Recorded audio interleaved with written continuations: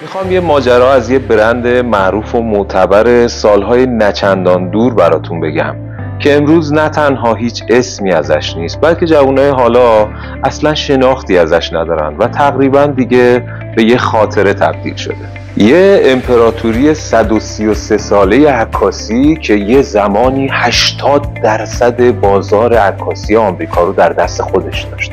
این شرکت تو سال 1975 اولین دوربین دیجیتال جهان رو اختراع کرد، اما به جای پذیرش نوآوری ساخت حافظه‌های الکترونیکی و از ترس کاهش سود فروش فیلم‌های عکاسی این فناوری رو کنار گذاشت. شرکتی که زمانی 145,000 کارمند داشت به دلیل عدم سرمایه‌گذاری در تحقیق و نوآوری نابود شد.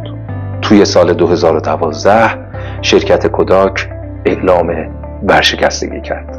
توی دنیای امروز سازمان‌های بزرگ و موفق به تحقیق و پژوهش به چشم سرمایه‌گذاری ریسک‌پذیر نگاه می‌کنند. سرمایه‌گذاری ریسک‌پذیر در تحقیق آینده‌ای روشن‌تر و پیشرفت‌های فناورانه رو برای ما رقم می‌زنه. مرکز نوآوری دانشگاه عالی‌فرد از سال 1401 به طور رسمی فعالیت خودش رو آغاز کرده. این مرکز بستر مناسبی برای حمایت از ایده‌های خلاقانه دانشجویان، فارغ التحصیلان و پژوهشگران فراهم کرده.